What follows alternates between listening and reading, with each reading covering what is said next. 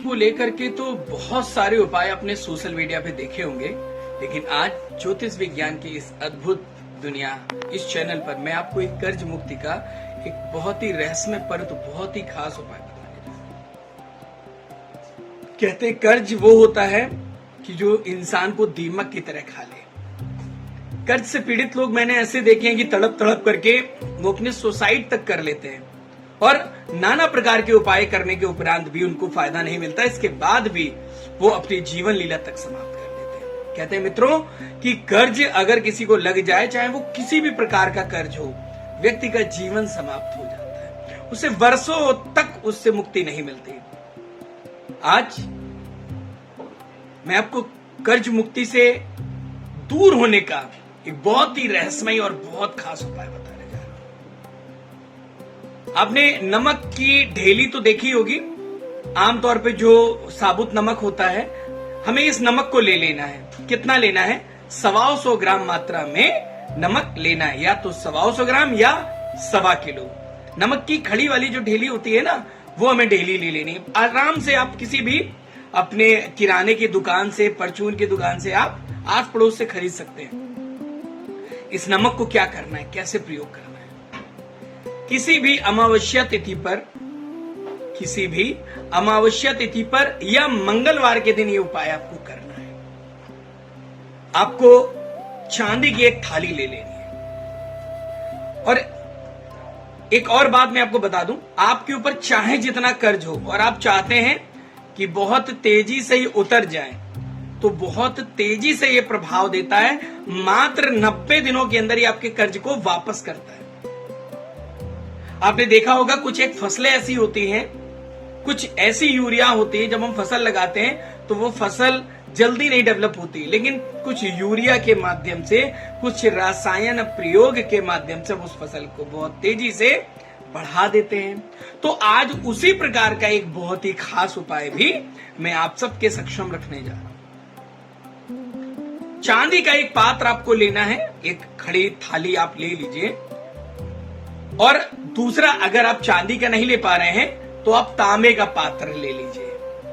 सिर्फ इन 2 पात्रों में ही यह प्रयोग किया जाएगा। मैंने आपको बताया था कि 1.25 किलो या 125 ग्राम खड़ा नमक, आपको साबुत नमक ले लेना है।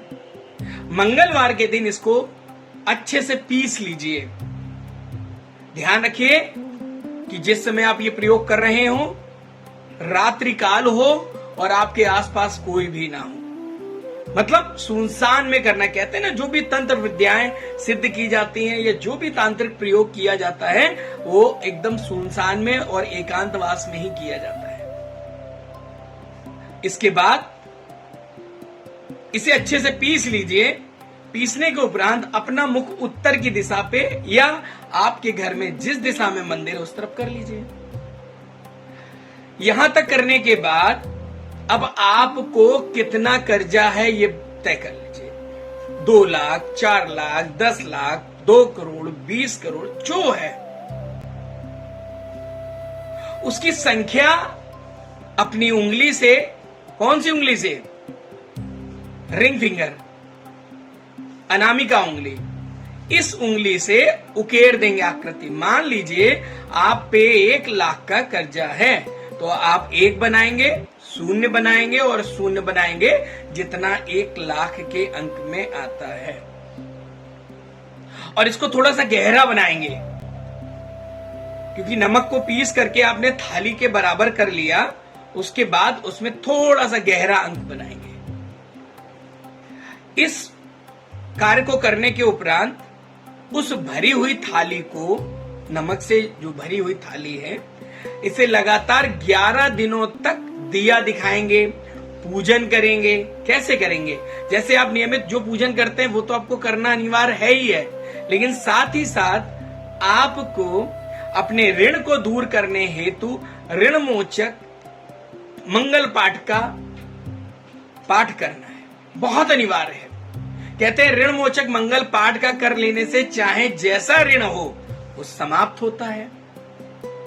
तो आपको क्या करना है कि थाली में आपने 1 लाख रुपया या 10 लाख रुपया लिखा, उसके बाद वो थाली उत्तर दिशा की तरफ रख दी और यहां पर रखने के बाद वहीं पर घी का दीपक जलाकर ऋणमोचक मंगल पाठ का पाठ करेंगे।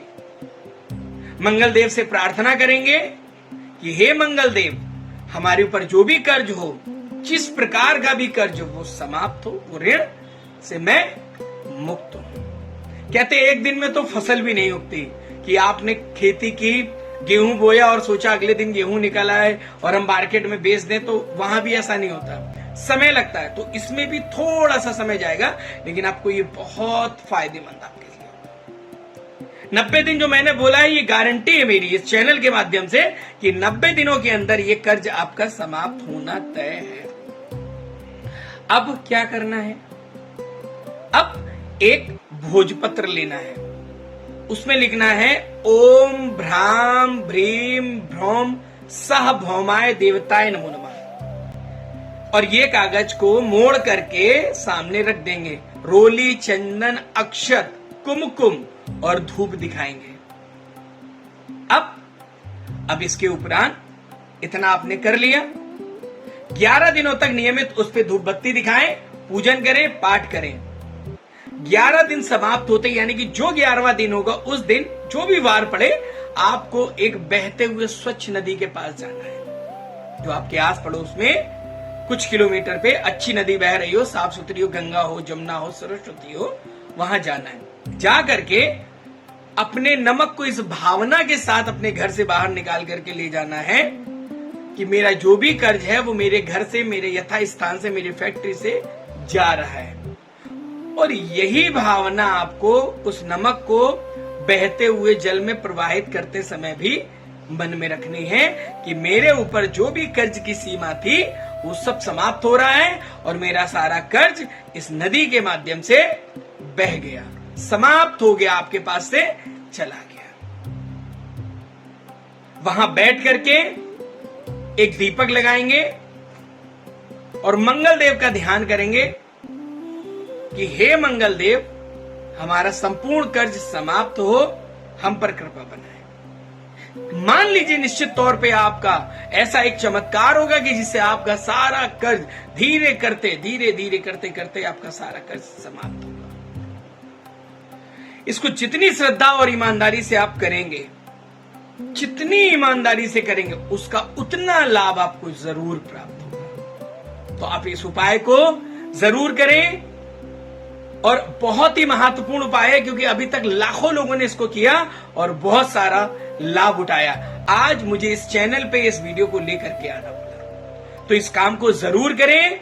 भौम एकादशी अगर मिल जाए तो ये तिथि भी बहुत उत्तम मानी जाती है।